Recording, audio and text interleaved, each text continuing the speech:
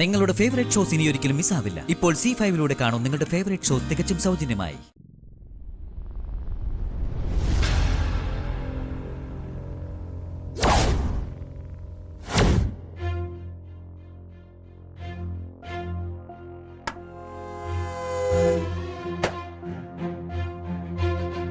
കണ്ടില്ലേ, പായസം ഞാൻ കുടിച്ചു.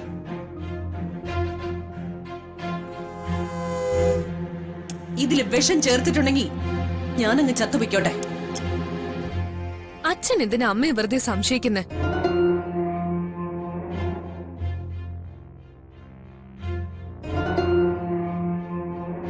എന്നാലും ഞാൻ എന്റെ കുഞ്ഞിന് വിഷം കൊടുക്കുമെന്ന് സംശയിച്ചല്ലോ ഗോപിയേട്ടൻ.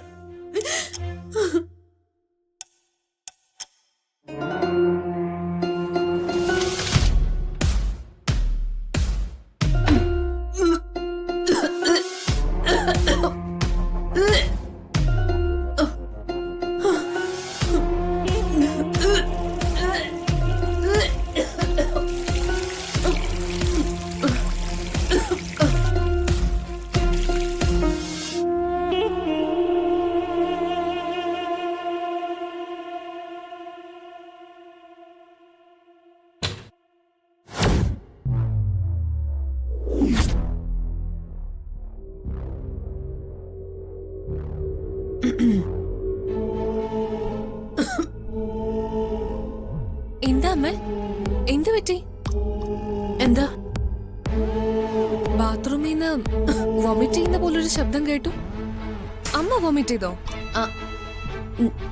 അത് മോളെ, രാവിലെ മുതല് എനിക്കൊരു ചെറിയൊരു തലച്ചിട്ടില്ലേ. ഇതുവരെ ഒന്നും കഴിച്ചിട്ടുമില്ലല്ലോ. ചിലപ്പോ ഗ്യാസ് ട്രബിൾ ഉണ്ടായി കാണും, ഇല്ലെങ്കിൽ പ്രഷറിന്റെ എന്തെങ്കിലും വേരിയേഷൻ ഉണ്ടായി കാണും. സാരമില്ല മോളെ, ഇതൊക്കെ എനിക്ക് ഇടയ്ക്കിടയ്ക്ക് വരാറുള്ളതാ.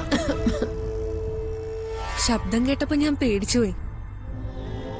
അമ്മയ്ക്കിനി എന്താ സംഭവിക്കുന്നതെന്ന് അറിയില്ലല്ലോ. ഒന്നുമില്ല മോളെ, അമ്മയ്ക്ക് ഒന്നുമില്ല. മോള് പൊയ്ക്കോ. ചെല്ല്. കുഴപ്പമൊന്നും ഇല്ലല്ലോ അല്ലേ? ഇല്ല മോളെ, മോള് പൊയ്ക്കോ.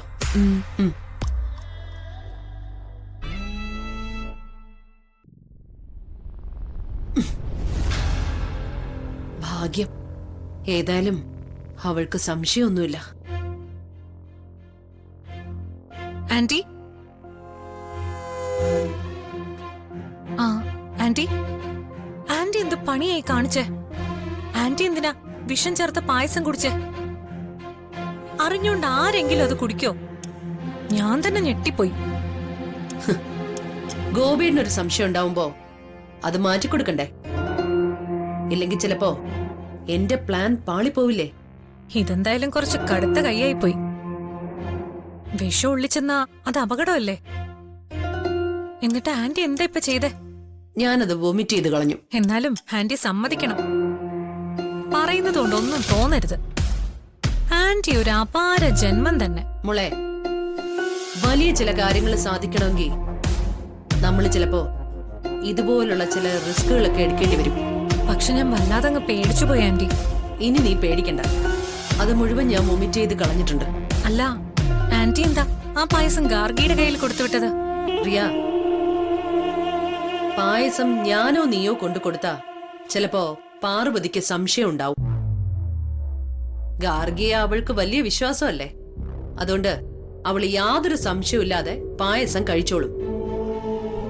നമ്മൾ കൊടുക്കുകയാണെങ്കിൽ അവളുടെ വിശ്വാസത്തിന് വേണ്ടി നമ്മൾ ചിലപ്പോ അല്പം കഴിച്ചു കാണിക്കേണ്ടി വന്നേനെ. ഇത് പിന്നെ അതൊന്നും ഇല്ലാതെ കാര്യം സാധിക്കുമല്ലോ. ഓ, അതല്ലേ റിയ ബുദ്ധി. ഓ എന്റെ പൊന്നോ, പുലി തന്നെ.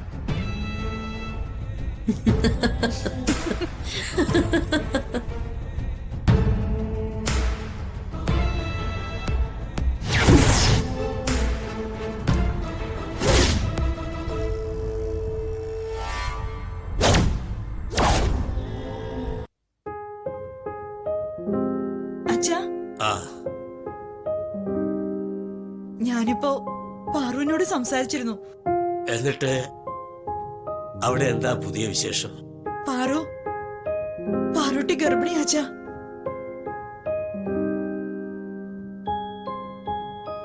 അച്ഛാ, അച്ഛനെന്താ ഒന്നും മിണ്ടാത്തെ? പാറുട്ടി ഗർഭിണിയാന്നറിഞ്ഞിട്ടും അച്ഛനൊന്നും പറഞ്ഞില്ലല്ലോ. പാർവതി ഗർഭിണിയാണെന്നറിയുമ്പോ സന്തോഷിക്കേണ്ടതാണ്. പക്ഷേ എനിക്കിപ്പോ അതിന് സാധിക്കുന്നില്ല മോളെ. അച്ഛാ, അച്ഛൻ എന്താ ഈ പറയുന്നേ?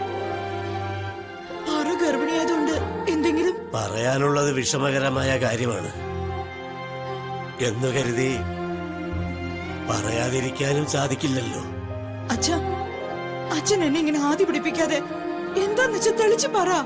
മോളെ, പാർവതിയുടെ വയറ്റിൽ ജനിക്കാൻ പോകുന്ന കുഞ്ഞിന്റെ ഗർഭാവസ്ഥ മുതൽ നിരവധിയായ ആപത്തുകൾ ഉണ്ടാവുമെന്നാ ഞാൻ കാണുന്നത്.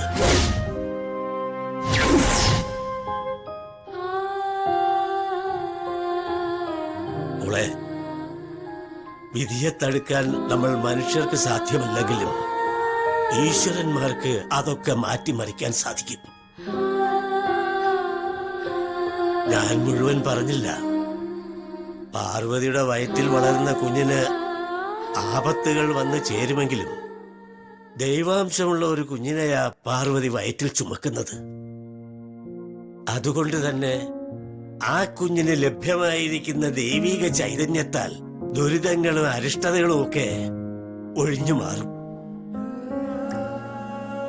ഉറപ്പാണ് അച്ഛാ? നീ പേടിക്കാതിരിക്കേ. എന്നാലും എന്റെ പാറുമോൾക്ക് ഇങ്ങനൊരവസ്ഥ വന്നല്ലോ. സ്വതവേ ദുർബല, അതിലും ഗർഭിണി എന്ന് പറയുന്ന പോലെയായി അവളുടെ അവസ്ഥ. അല്ലെങ്കിലേ വിഷമസ്ഥിതിയിലാ അവനും അവളും അവിടെ കഴിഞ്ഞു പോകുന്നത്. ഇതുപോലെ കഷ്ടകാലം പിടിച്ചൊരു സാഹചര്യത്തിൽ എന്റെ മോള് എങ്ങനെ ആരോഗ്യമുള്ളൊരു കുഞ്ഞിനെ പ്രസവിക്കുക? ആലോചിച്ചിട്ട് എനിക്കൊരു എത്തും പിടിയും കിട്ടുന്നില്ല. മോളെ, അപാരമായ സവിശേഷതകളുള്ള ജാതകമാ പാർവതിയുടേത്. അതുകൊണ്ട് തന്നെ അവളുടെ ഭാഗ്യയോഗങ്ങളുടെ ബലത്താൽ അവള് എത്ര വലിയ പ്രതിസന്ധികളെയും അതിജീവിക്കും. എങ്കിലും പരമേശ്വരന് ശനി ബാധിച്ചു എന്നതുപോലെ ഇപ്പൊ മുതൽ പാർവതിയുടെ സമയം വളരെ മോശമാണ്. പ്രതീക്ഷിക്കാത്ത അത്യാപത്തുകൾ പലതും അവൾ നേരിടേണ്ടി വരും. ആ സാരമില്ല, ഉദയന്നൂരമ്മ കൂട്ടിനുണ്ടല്ലോ. പിന്നെ നമുക്കും അവൾക്ക് വേണ്ടി പ്രാർത്ഥിക്കാം. മോള് സമാധാനിക്ക്.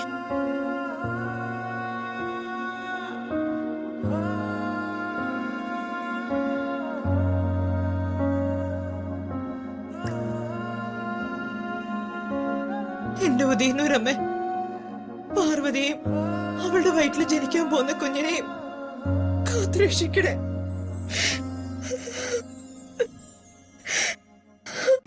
ഡൗൺലോഡ് ചെയ്യൂ C5 ആപ്പ്. കാണൂ എല്ലാ എപ്പിസോഡുകളും സൗജന്യമായി.